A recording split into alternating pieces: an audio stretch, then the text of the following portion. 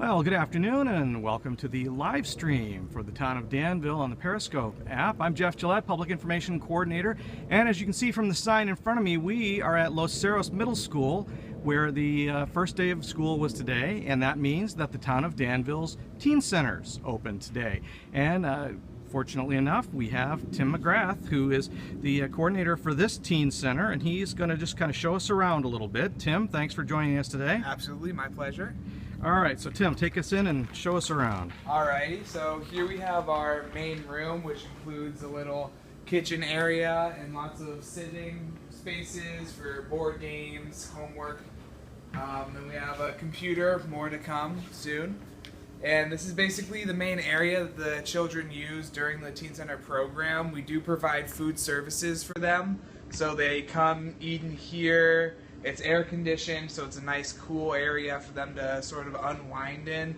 And a lot of them start by doing homework in here. We have an hour of quiet time at the start of every day for kids to sort of get productive, hang out a little bit, but also get down to business.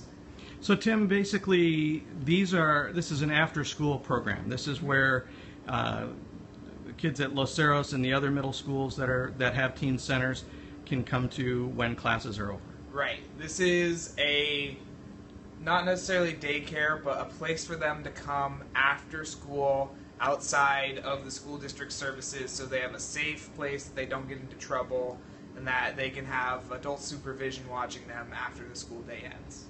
All right, so you mentioned that there's computers here. You also mentioned doing homework. Is there a structure to how the teen centers operate? Like after school, the kids come in, do they do the homework first, or do they self-structure, that sort of thing? So there's a lot of self-structuring. We have a quiet hour at the start of each day, maybe 15 minutes after they come in, so that there is a time that's pretty much geared towards homework and doing other productive activities. But the kids do mostly self-governing because of the different varieties of classes they may be taking. It also gives them an opportunity to ask for help or talk to older kids and try to get help from them as well. Okay. And you've got games, and I mean, is everything geared towards being inside the building, or can kids we have the basketball courts outside, and every year we host baseball and kickball games at the Los Cerros fields. There's tons of activities outside. It's just we limit them for the first hour. There is designated time to do homework activities or things of that nature, and also to cool off, especially on hot days. And then we can go outside, and they love playing basketball, flag football, kickball, you name it, they play it.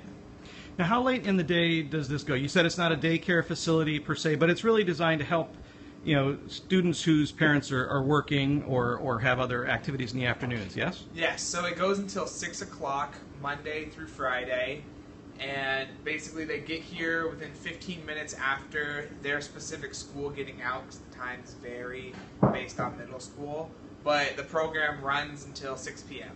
Okay, so looking around the room a little bit, you've got the what's the Los Cerros agreements? What does that mean? So the agreements, we try to stick away from the term rules because we're giving them a sense of responsibility.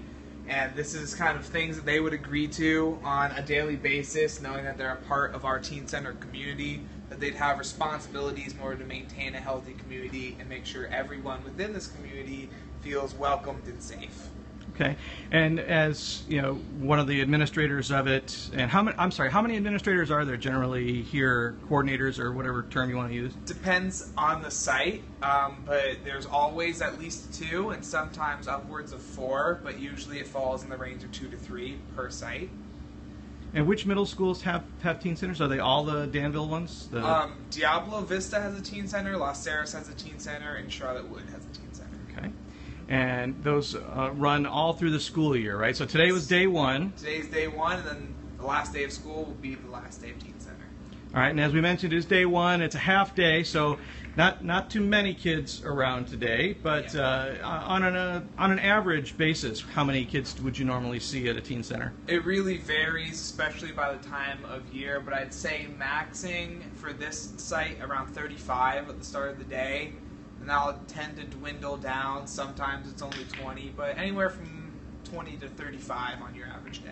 Okay, and you said it dwindles down as the day progresses. So not every student that comes in here stays all the way till 6 o'clock. Right.